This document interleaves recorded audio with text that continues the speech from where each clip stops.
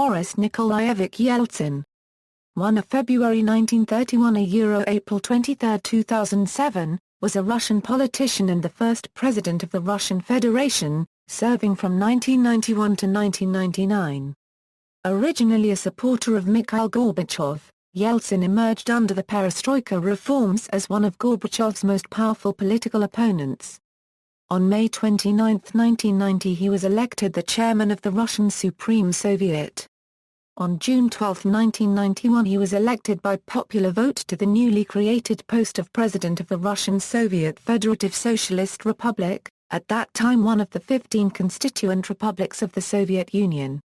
Upon the resignation of Mikhail Gorbachev and the final dissolution of the Soviet Union on December 25, 1991, Yeltsin remained in office as the President of the Russian Federation, the USSR's successor state. Yeltsin was re-elected in the 1996 election. In the second round he defeated Gennady Zyuganov from the revived Communist Party by a margin of 13%. However, Yeltsin never recovered his early popularity after a series of economic and political crises in Russia in the 1990s. He vowed to transform Russia's socialist command economy into a free market economy and implemented economic shock therapy, price liberalization and privatization programs. Due to the method of privatization, a good deal of the national wealth fell into the hands of a small group of oligarchs.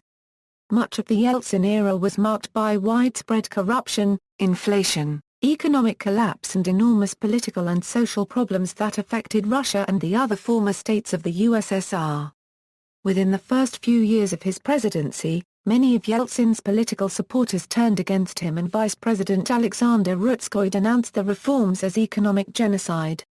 Ongoing confrontations with the Supreme Soviet climaxed in the October 1993 Russian constitutional crisis in which Yeltsin illegally ordered the dissolution of the parliament, which then attempted to remove him from office.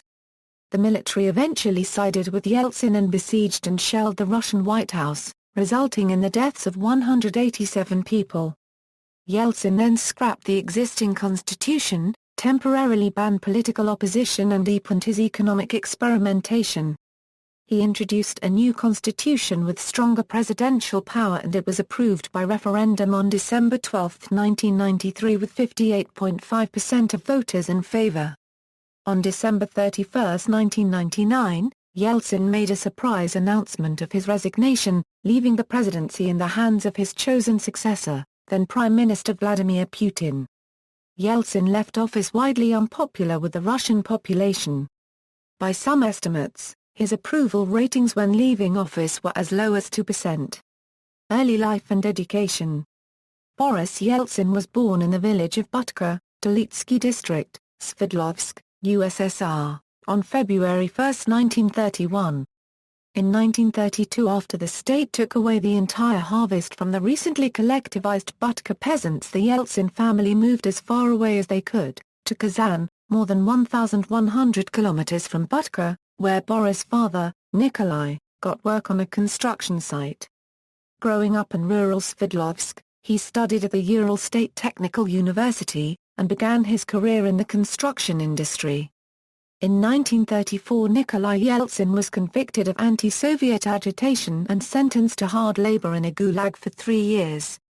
Following his release in 1936 after serving 2 years, Nikolai took his family to live in Bertsiki in Perm Krai, where his brother Ivan, a blacksmith, had been exiled the year before for failing to deliver his grain quota. Nikolai remained unemployed for a period of time and then worked again in construction. His mother, Klavdia Vasilyevna Yeltsina, worked as a seamstress. Boris studied at Pushkin High School in Bertsiki.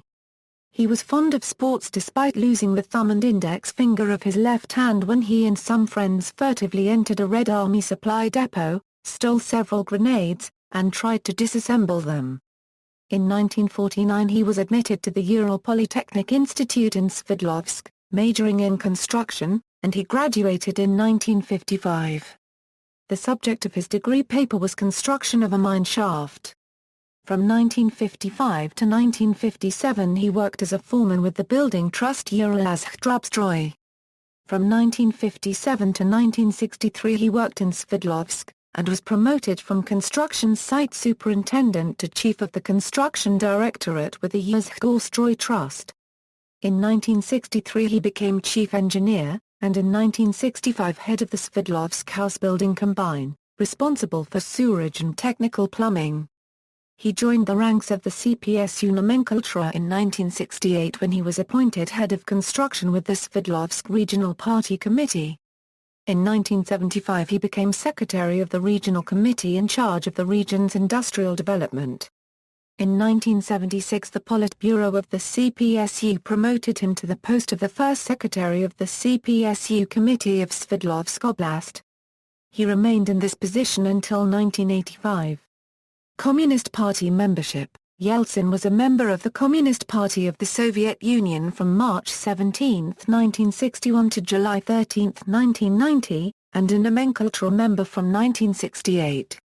In 1977, as a party official in Sverdlovsk, Yeltsin was ordered by Moscow to destroy the Ipatiev house where the last Russian Tsar had been killed by Bolshevik troops. The Ipatiev house was demolished in one night on July 27, 1977. Also during Yeltsin's time in Sverdlovsk, a CPSU palace was built which was named White Tooth by the residents. During this time, Yeltsin developed connections with key people in the Soviet power structure. In January 1981 Yeltsin was awarded the Order of Lenin, the Soviet Union's highest medal, for the service to the Communist Party and the Soviet state and in connection with the 50th birthday. In March 1981 Yeltsin was elected as a full member of the Central Committee of the Communist Party of the Soviet Union. Moscow, on March 11, 1985, Mikhail Gorbachev was elected General Secretary of the CPSU by the Politburo after the death of Konstantin Chernenko. Gorbachev's primary goal was to revive the Soviet economy. However, he soon realized that fixing the Soviet economy would be nearly impossible without reforming the political and social structure of the communist nation. To begin these reforms he immediately began gathering in Moscow a younger and more energetic governing team of Communist Party members. On April 4, 1985 Yeltsin received a call from Gorbachev's leading protégé Yegor Ligachev summoning him to Moscow to take up position as head of the construction department of the party's Central Committee. Less than 3 months later he was promoted to be Secretary for Construction of the Central Committee, a position within the powerful CPSU Central Committee Secretariat. On December 23, 1985, Mikhail Gorbachev appointed Yeltsin first Secretary of the Moscow Communist Party, effectively mayor of the Soviet capital, and as a result, on February 18, 1986, Yeltsin was invited to become a candidate member of the Politburo. As a Politburo member Yeltsin was also given a country house which was previously occupied by Gorbachev who now moved to a much bigger and more luxurious purpose-built dacha nearby. During this period, Yeltsin portrayed himself as a reformer and populist, firing and reshuffling his staff several times. He became popular among Moscow residents for firing corrupt Moscow party officials. Rebel. On September 10, 1987, after a lecture from hardliner Yegor Ligachev at the Politburo for allowing 2 small unsanctioned demonstrations on Moscow streets, Yeltsin wrote a letter of resignation to Gorbachev who was holidaying on the Black Sea. When Gorbachev received the letter he was stunned. Nobody in Soviet history had voluntarily resigned from the ranks of the Politburo. Gorbachev phoned Yeltsin and asked him to reconsider. On October 27, 1987 at the plenary meeting of the Central Committee of the CPSU, Yeltsin, frustrated that Gorbachev had not addressed any of the issues outlined in his resignation letter, asked to speak. He expressed his discontent with both the slow pace of reform in society, the servility shown to the General Secretary, and opposition to him from Ligachev making his position untenable, before requesting to resign from the Politburo, adding that the city committee would decide whether he should resign from the post of first secretary of the Moscow Communist Party. Aside from the fact that no one had ever before quit the Politburo, no one in the party had ever addressed a leader of the party in such a manner in front of the Central Committee since Leon Trotsky in the 1920s, who was later assassinated. In his reply, Gorbachev accused Yeltsin of political immaturity and absolute irresponsibility. Nobody in the Central Committee backed Yeltsin. Within days, news of Yeltsin's actions leaked and rumors of his secret speech at the Central Committee spread throughout Moscow. Soon fabricated samizdat versions began to circulate. This was the beginning of Yeltsin's rise as a rebel and growth in popularity as an anti-establishment figure. Gorbachev called a meeting of the Moscow City Party Committee for November 11, 1987 to launch another crashing attack on Yeltsin and confirm his dismissal. On November 9, 1987, Yeltsin apparently tried to kill himself and was rushed to hospital bleeding profusely from self-inflicted cuts to his chest. Gorbachev ordered the injured Yeltsin from his hospital bed to the Moscow party plenum 2 days later, where he was ritually denounced by the party faithful in what was reminiscent of a Stalinist show trial before he was fired from the post of first secretary of the Moscow Communist Party. Yeltsin said he would never forgive Gorbachev for this immoral and inhuman treatment. Yeltsin was demoted to the position of First Deputy Commissioner for the State Committee for Construction. At the next meeting of the Central Committee on February 24, 1988, Yeltsin was removed from his position as a candidate member of the Politburo. He was perturbed and humiliated but began plotting his revenge. His opportunity came with Gorbachev's establishment of the Congress of People's Deputies. He recovered, and started intensively criticizing Gorbachev, highlighting the slow pace of reform in the Soviet Union as his major argument. Yeltsin's criticism of the Politburo and Gorbachev led to a smear campaign against him, in which examples of Yeltsin's awkward behavior were used against him. Speaking at the CPSU conference in 1988, Yegor Ligachev stated, "Boris, you are wrong." An article in Pravda described Yeltsin as drunk at a lecture during his visit to the United States, an allegation which appeared to be confirmed by a TV account of his speech.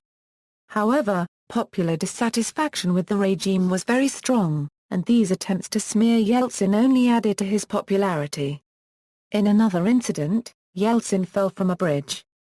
Commenting on this event, Yeltsin hinted that he was helped to fall from the bridge by the enemies of perestroika, but his opponents suggested that he was simply drunk. On March 26, 1989, Yeltsin was elected to the Congress of People's Deputies of the Soviet Union as a delegate from Moscow district with a hugely decisive 92% of the vote, and on May 29, 1989, was elected by the Congress of People's Deputies to a seat on the Supreme Soviet of the Soviet Union. On July 19, 1989, Yeltsin announced the formation of the radical pro-reform faction in the Congress of People's Deputies, the inter-regional group of deputies, and on July 29, 1989 was elected one of the 5 co-chairmen of the inter-regional group. President of the Russian Soviet Federative Socialist Republic. On March 4, 1990, Yeltsin was elected to the Congress of People's Deputies of Russia representing Sverdlovsk with 72% of the vote. On May 29, 1990, he was elected chairman of the Presidium of the Supreme Soviet of the Russian Soviet Federative Socialist Republic, in spite of the fact that Gorbachev personally pleaded with the Russian deputies not to select Yeltsin. He was supported by both democratic and conservative members of the Supreme Soviet, which sought power in the developing political situation in the country. A part of this power struggle was the opposition between power structures of the Soviet Union and the SFSR. In an attempt to gain more power, on June 12, 1990, the Congress of People's Deputies of the SFSR adopted a declaration of sovereignty. On July 12, 1990, Yeltsin resigned from the CPSU in a dramatic speech before party members at the 28th Congress of the Communist Party of the Soviet Union, some of whom responded by shouting shame. On June 12, 1991, Yeltsin won 57% of the popular vote in the democratic presidential elections for the Russian Republic, defeating Gorbachev's preferred candidate, Nikolai Ryzhkov, who got just 16% of the vote, and 4 other candidates. In his election campaign, Yeltsin criticized the dictatorship of the center, but did not suggest the introduction of a market economy. Instead, he said that he would put his head on the rail track in the event of increased prices. Yeltsin took office on July 10, and reappointed Ivan Salev as chairman of the Council of Ministers, a Euro government of the Russian SFSR. On August 18, 1991, a coup against Gorbachev was launched by the government members opposed to perestroika. Gorbachev was held in Crimea while Yeltsin raced to the White House of Russia in Moscow to defy the coup, making a memorable speech from atop the turret of a tank onto which he had climbed. The White House was surrounded by the military, but the troops defected in the face of mass popular demonstrations. By August 21 most of the coup leaders had fled Moscow and Gorbachev was rescued from Crimea and then returned to Moscow. Yeltsin was subsequently hailed by his supporters around the world for rallying mass opposition to the coup. Although restored to his position, Gorbachev had been destroyed politically. Neither Union nor Russian power structures heeded his commands as support had swung over to Yeltsin. Taking advantage of the situation, Yeltsin began taking what remained of the Soviet government, ministry by ministry including the Kremlin. On November 6, 1991, Yeltsin issued a decree banning all Communist Party activities on Russian soil. In early December 1991, Ukraine voted for independence from the Soviet Union. A week later, on December 8, Yeltsin met Ukrainian President Leonid Kravchuk and the leader of Belarus, Stanislav Shishkevich, in belavyskaya Pushcha. In the Belavyskaya Accords, the three presidents announced the dissolution of the Soviet Union and the formation of a voluntary Commonwealth of independent states in its place. According to Gorbachev, Yeltsin kept the plans of the Belavyskaya meeting in strict secrecy, and the main goal of the dissolution of the Soviet Union was to get rid of Gorbachev, who by that time had started to recover his position after the events of August. Gorbachev has also accused Yeltsin of violating the people's will expressed in the referendum in which the majority voted to keep the Soviet Union united. On December 12, the Supreme Soviet of the SFSR ratified the Belavyskaya Accords and announced the 1922 Union Treaty. It also ordered the Russian deputies in the Council of the Union to cease their work, leaving that body without a quorum. In effect, the largest republic of the Soviet Union had seceded. On December 17, in a meeting with Yeltsin, Gorbachev accepted the fait accompli and agreed to dissolve the Soviet Union. On December 24, the Russian Federation, by mutual agreement of the other CIS states, took the Soviet Union's seat in the United Nations. The next day, Gorbachev resigned and the Soviet Union ceased to exist, thereby ending the world's oldest, largest and most powerful communist state. Economic relations between the former Soviet republics were severely compromised. Millions of ethnic Russians found themselves in the newly formed foreign countries. President of the Russian Federation, Yeltsin's first term, radical reforms. Just days after the dissolution of the Soviet Union, Boris Yeltsin resolved to embark on a program of radical economic reform. Unlike Gorbachev's reforms, which sought to expand democracy in the socialist system, the new regime embarked to completely dismantle socialism and fully restore capitalism, converting the world's largest command economy into a free market one. During early discussions of this transition, Yeltsin's advisers debated issues of speed and sequencing, with an apparent division between those favoring a rapid approach and those favoring a gradual or slower approach. In late 1991, Yeltsin turned to the advice of Western economists, and Western institutions such as the International Monetary Fund, the World Bank, and the U.S. Treasury Department, who had developed a standard policy recipe for transition economies in the late 1980s. This policy recipe came to be known as the Washington Consensus, or shock therapy, a combination of measures intended to liberalize prices and stabilize the state's budget. Such measures had been attempted in Poland, and advocates of shock therapy thought that the same could be done in Russia. Some Russian policymakers were skeptical that this was the way to go, but the approach was favored by Yeltsin's deputy, Yegor Goridar, a 35-year-old Russian economist inclined toward radical reform. On January 2, 1992, Yeltsin, acting as his own prime minister, ordered the liberalization of foreign trade, prices, and currency. At the same time, Yeltsin followed a policy of macroeconomic stabilization, a harsh austerity regime designed to control inflation. Under Yeltsin's stabilization program, interest rates were raised to extremely high levels to tighten money and restrict credit. To bring state spending and revenues into balance, Yeltsin raised new taxes heavily, cut back sharply on government subsidies to industry and construction, and made steep cuts to state welfare spending. In early 1992, prices skyrocketed throughout Russia, and a deep credit crunch shut down many industries and brought about a protracted depression. The reforms devastated the living standards of much of the population, especially the groups dependent on Soviet-era state subsidies and welfare entitlement programs. Through the 1990s, Russia's GDP fell by 50%, vast sectors of the economy were wiped out, inequality and unemployment grew dramatically, while incomes fell. Hyperinflation, caused by the Central Bank of Russia's loose monetary policy, wiped out a lot of personal savings, and tens of millions of Russians were plunged into poverty. Some economists argue that in the 1990s Russia suffered an economic downturn more severe than the United States or Germany had undergone 6 decades earlier in the Great Depression. Russian commentators and even some Western economists, such as Marshall Goldman, widely blamed Yeltsin's Western-backed economic program for the country's disastrous economic performance in the 1990s. Many politicians began to quickly distance themselves from the program. In February 1992, Russia's vice president, Alexander Rutskoy, denounced the Yeltsin program as economic genocide.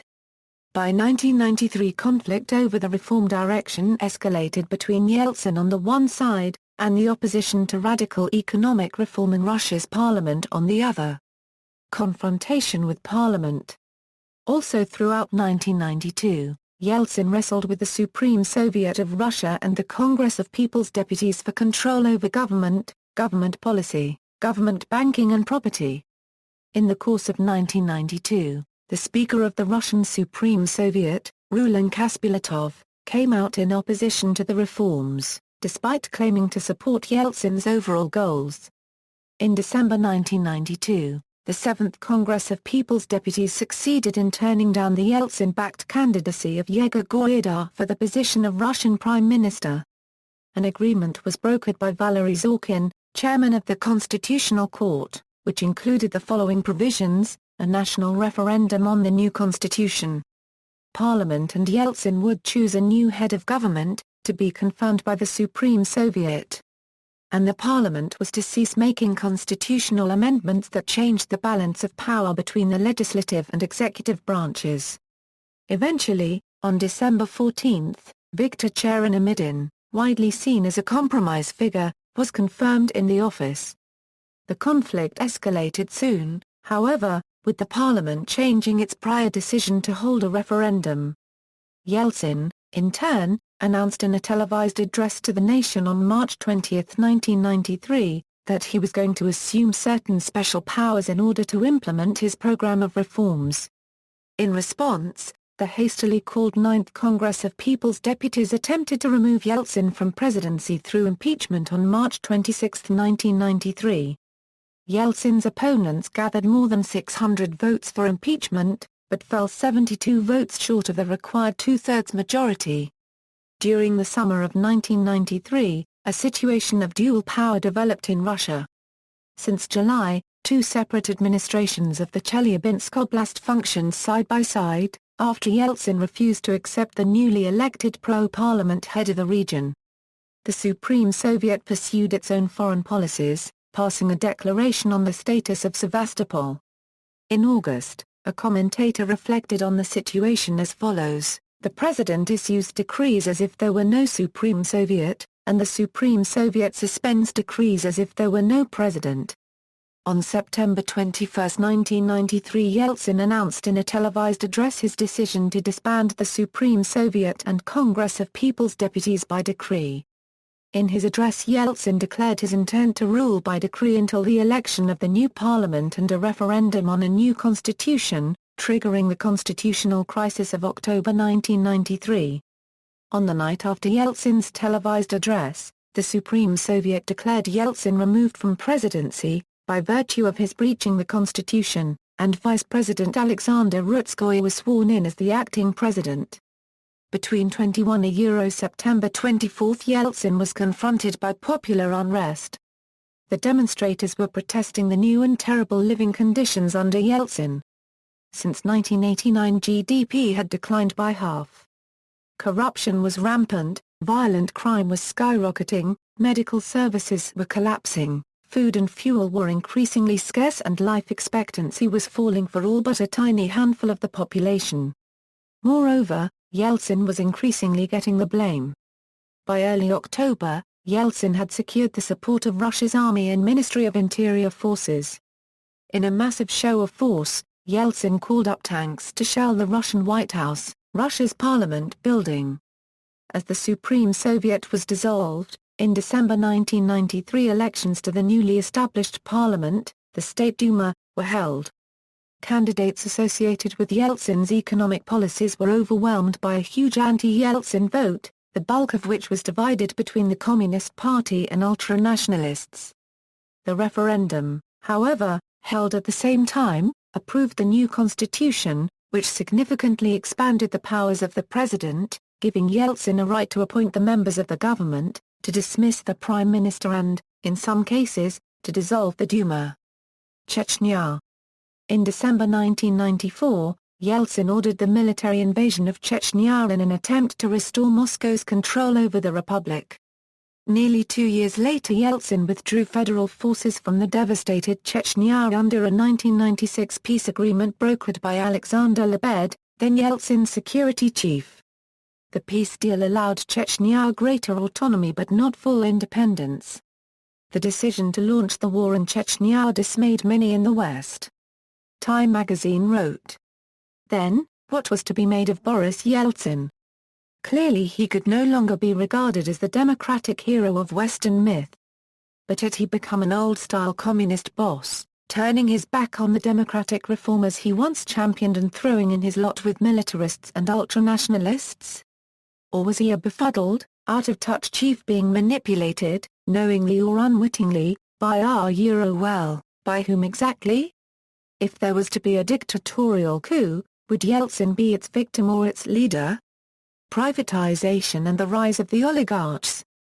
Following the dissolution of the Soviet Union, Yeltsin promoted privatization as a way of spreading ownership of shares in former state enterprises as widely as possible to create political support for his economic reforms. In the West, privatization was viewed as the key to the transition from communism in Eastern Europe, ensuring a quick dismantling of the Soviet-era command economy to make way for free market reforms. In the early 1990s, Anatoly Chubais, Yeltsin's deputy for economic policy, emerged as a leading advocate of privatization in Russia. In late 1992, Yeltsin launched a program of free vouchers as a way to give mass privatization a jump start. Under the program, all Russian citizens were issued vouchers, each with a nominal value of around 10,000 rubles, for purchase of shares of select state enterprises. Although each citizen initially received a voucher of equal face value, within months most of them converged in the hands of intermediaries who were ready to buy them for cash right away. In 1995, as Yeltsin struggled to finance Russia's growing foreign debt and gain support from the Russian business elite for his bid in the early 1996 presidential elections, the Russian president prepared for a new wave of privatization offering stock shares in some of Russia's most valuable state enterprises in exchange for bank loans. The program was promoted as a way of simultaneously speeding up privatization and ensuring the government a cash infusion to cover its operating needs. However, the deals were effectively giveaways of valuable state assets to a small group of tycoons in finance, industry, energy, telecommunications, and the media who came to be known as oligarchs in the mid-1990s. This was due to the fact that ordinary people sold their vouchers for cash. The vouchers were bought out by a small group of investors. By mid-1996, substantial ownership shares over major firms were acquired at very low prices by a handful of people. Boris Berezovsky, who controlled major stakes in several banks and the national media, emerged as one of Yeltsin's most prominent backers. Along with Berezovsky, Mikhail Khodorkovsky, Vladimir Potanin, Vladimir Bogdanov, Remvir Kirev, Vagit Alekperov, Alexander Smolensky, Viktor Vekselberg, Mikhail Fridman and a few years later Roman Abramovich, were habitually mentioned in the media as Russia's oligarchs. Korean Airlines Flight 007. On December 5, 1991, Senator Jesse Helms, ranking member of the minority on the U.S. Senate Committee on Foreign Relations, wrote to Boris Yeltsin concerning U.S. servicemen who were POWs or MIAs. The status of thousands and thousands of American servicemen who are held by Soviet and other communist forces, and who were never repatriated after every major war this century, is of grave concern to the American people. Yeltsin would ultimately respond with a statement made on June 15, 1992, while being interviewed aboard his presidential jet on his way to the United States. Our archives have shown that it is true. Some of them were transferred to the territory of the USSR and were kept in labor camps. We can only surmise that some of them may still be alive. On December 10, 1991, just 5 days after Senator Helms had written Yeltsin concerning American servicemen, he again wrote to Yeltsin, this time concerning Korean Airlines Flight 007, requesting information concerning possible survivors, including Congressman from Georgia Larry McDonald, and their whereabouts. One of the greatest tragedies of the Cold War was the shoot-down of the Korean Airlines Flight 007 by the armed forces of what was then the Soviet Union on September 1, 1983. The KAL 007 tragedy was one of the most tense incidences of the entire Cold War. However, now that relations between our two nations have improved substantially, I believe that it is time to resolve the mysteries surrounding this event. Clearing the air on this issue could help further to improve relations. Senator Jesse Helmer, writing to Yeltsin, December 10, 1991. In March 1992, Yeltsin would hand over KAL 007's black box without its tapes to Korean President Roh Tae-woo at the end of the plenary session of the Korean National Assembly with this statement: "We apologize for the tragedy and are trying to settle some unsolved issues." Yeltsin released the tapes of the KAL 007's black box to the International Civil Aviation Organization on January 8, 1993. For years the Soviet authorities had denied possessing these tapes. The openness of Yeltsin about POW-MIA and KAL 007 matters may also have signaled his willingness for more openness to the West. In 1992, which he labeled the window of opportunity, he was willing to discuss biological weapons with the U.S. and admitted that the Sverdlovsk anthrax leak of April 2, 1979 had been caused as a result of a mishap at a military facility. The Russian government had maintained that the cause was contaminated meat. The true number of victims in the anthrax outbreak at Sverdlovsk, about 850 miles east of Moscow, is unknown. 1996 presidential election. In February 1996, Yeltsin announced that he would seek a second term in the spring 1996 Russian presidential election. The announcement followed weeks of speculation that Yeltsin was at the end of his political career because of his health problems and growing unpopularity in Russia. At the time Yeltsin was recuperating from a series of heart attacks. Domestic and international observers also noted his occasionally erratic behavior. When campaigning opened in early 1996, Yeltsin's popularity was close to zero. Meanwhile, the opposition Communist Party of the Russian Federation had already gained ground in parliamentary voting on December 17, 1995, and its candidate, Gennady Zyuganov, had a strong grassroots organization, especially in the rural areas and small towns, and appealed effectively to memories of the old days of Soviet prestige on the international stage in the socialist domestic order.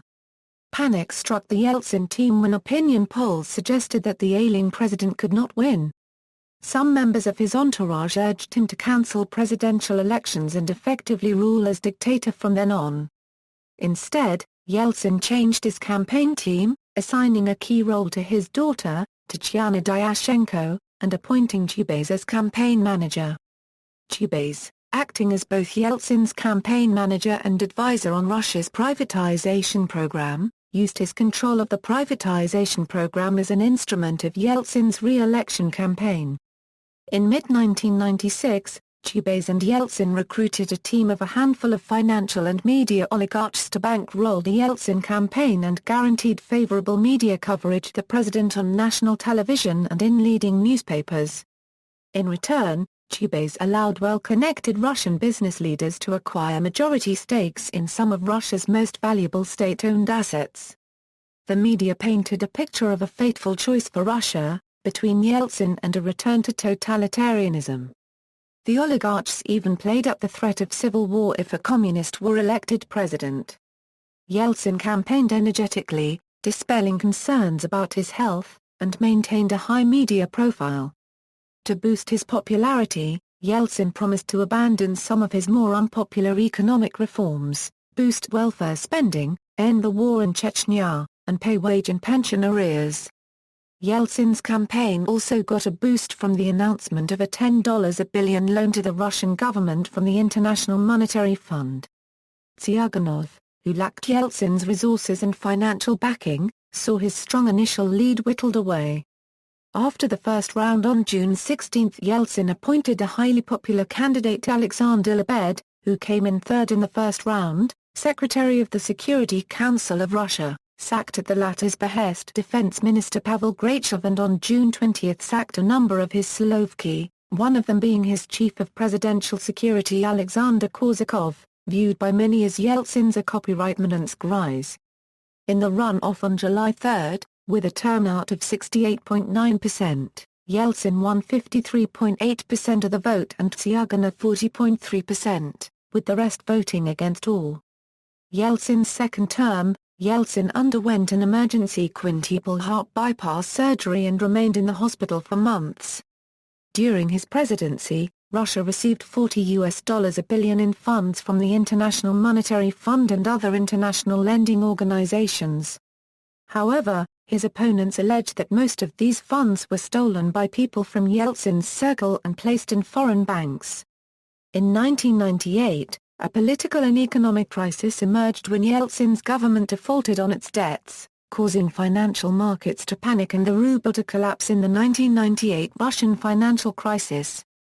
During the 1999 Kosovo War, Yeltsin strongly opposed the NATO military campaign against Yugoslavia, and warned of possible Russian intervention if NATO deployed ground troops to Kosovo. In televised comments he stated, "I told NATO, the Americans, the Germans, don't push us toward military action. Otherwise there will be a European war for sure and possibly World War." On May 15, 1999, Yeltsin survived another attempt of impeachment, this time by the Democratic and Communist opposition in the State Duma. He was charged with several unconstitutional activities, including the signing of the belavyskaya Accords dissolving the Soviet Union in December 1991, the coup d'état copyright act in October 1993, and initiating the war in Chechnya in 1994. None of these charges received the two-thirds majority of the Duma which was required to initiate the process of impeachment of the president. On August 9, 1999, Yeltsin fired his prime minister, Sergei Stepashin, and for the fourth time, fired his entire cabinet. In Stepashin's place he appointed Vladimir Putin, relatively unknown at that time, and announced his wish to see Putin as his successor. In late 1999 Yeltsin and President Clinton openly disagreed on the war in Chechnya. At the November meeting of the Organization for Security and Cooperation in Europe, Clinton pointed his finger at Yeltsin and demanded he halt bombing attacks that had resulted in many civilian casualties. Yeltsin immediately left the conference. In December, while visiting China to seek support on Chechnya, Yeltsin replied to Clinton's criticism of a Russian ultimatum to citizens of Grozny. He bluntly pronounced, "Yesterday, Clinton permitted himself to put pressure on Russia. It seems he has for a minute, for a second, for half a minute, forgotten that Russia has a full arsenal of nuclear weapons. He has forgotten about that." Clinton dismissed Yeltsin's comments stating, "I didn't think he had forgotten that America was a great power when he disagreed with what I did in Kosovo." It fell to Vladimir Putin to downplay Yeltsin's comments and present reassurances about U.S. and Russian relations. Resignation. On December 31, 1999, in a surprise announcement aired at 12 p.m. MSK on Russian television and taped in the morning of the same day, Yeltsin said he had resigned and Prime Minister Vladimir Putin had taken over as acting president, with elections due to take place on March 26, 2000. Yeltsin asked for forgiveness for what he acknowledged were errors of his rule, and said Russia needed to enter the new century with new political leaders. Yeltsin said, "I want to beg forgiveness for your dreams that never came true, and also I would like to beg forgiveness not to have justified your hopes. Illness. Yeltsin suffered from heart disease during his first term as president of the Russian Federation, probably continuing for the rest of his life. Although the onset may have been earlier, his daughter has since said that he had a heart attack in September 1994. It is common knowledge that in early 1996 he was recuperating from a series of heart attacks and, soon after, he spent months in hospital recovering from a quintuple bypass operation. Eventually, the cause of his death in 2007 would be recorded as congestive heart failure. According to numerous reports, Yeltsin struggled with alcoholism. The subject made headlines abroad during Yeltsin's visit to the US in 1989 for a series of lectures on social and political life in the Soviet Union. That trip was described by a report in the Italian newspaper La Repubblica. The article, reprinted by Pravda, reported that Yeltsin often appeared drunk in public. His alleged alcoholism was also the subject of media discussion following his meeting with U.S. Deputy Secretary of State Strobe Talbot following Clinton's inauguration in 1993 and after his flight stopover at Shannon Airport, Ireland in September 1994 when the waiting Irish Taoiseach Albert Reynolds was told that Yeltsin was unwell and would not be leaving the aircraft. Reynolds tried to make excuses for him in an effort to offset his own humiliation in vainly waiting outside the plane to meet him. Speaking to the media in March 2010, Yeltsin's daughter Tatyana Yumasheva claimed that her father had suffered a heart attack on the flight from the United States to Moscow and was therefore not in a position to leave the plane. According to former Deputy Prime Minister of Russia Boris Nemtsov, the bizarre behavior of Yeltsin resulted from strong drugs given to him by Kremlin doctors, which were incompatible even with a small amount of alcohol. This was discussed by journalist Yelena Trygubova from the Kremlin's pool in connection with an episode during Yeltsin's visit to Stockholm in 1997 when Yeltsin suddenly started talking nonsense, lost his balance, and almost fell down on the podium after drinking a single glass of champagne. Journalist Yelena Trygubova barely escaped an assassination attempt after publishing this material. Yeltsin, in his memoirs, claimed no recollection of the event but did make a passing reference to the incident when he met Borszái later at the World Circle Kabaddi Cup in Hamilton, Ontario, where the pair had been invited to present the trophy. He made a hasty withdrawal from the funeral of King Hussein of Jordan in February 1999. After Yeltsin's death, a Dutch neurosurgeon said that his team had been secretly flown to Moscow to operate on Yeltsin in 1999. Yeltsin suffered from an unspecified neurological disorder that affected his sense of balance, causing him to wobble as if in a drunken state.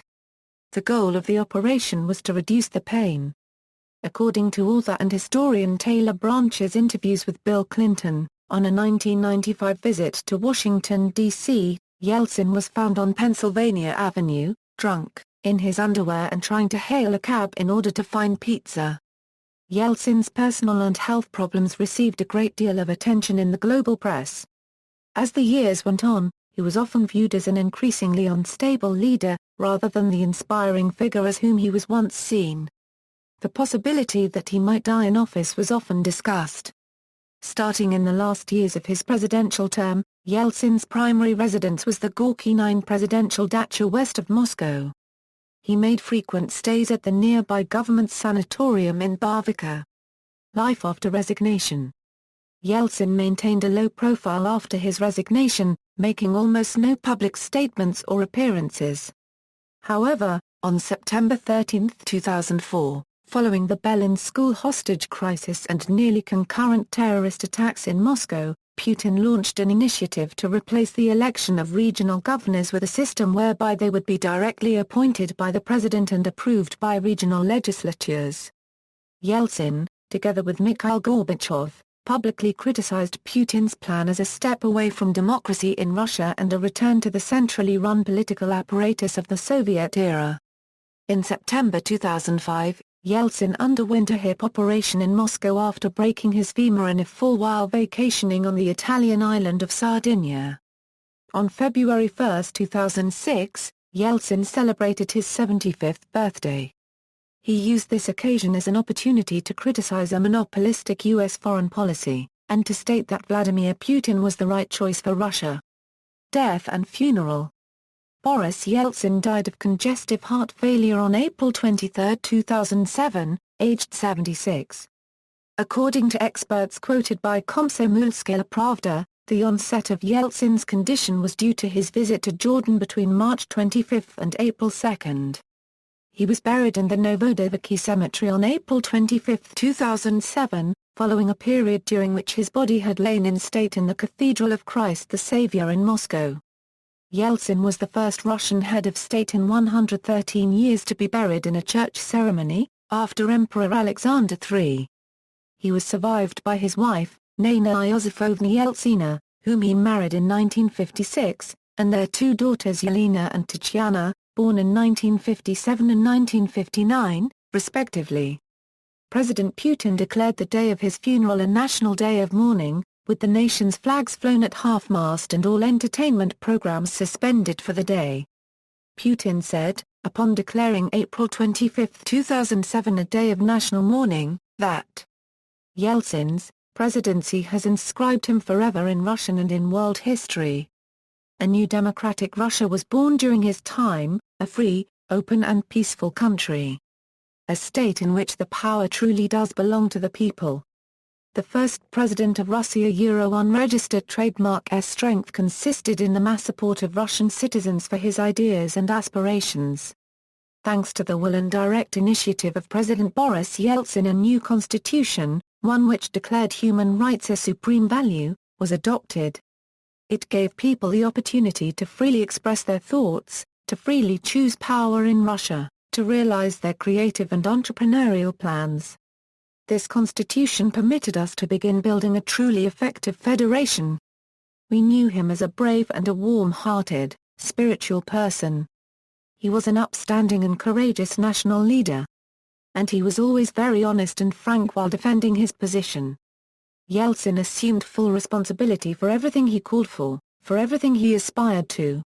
For everything he tried to do and did do for the sake of Russia, for the sake of millions of Russians.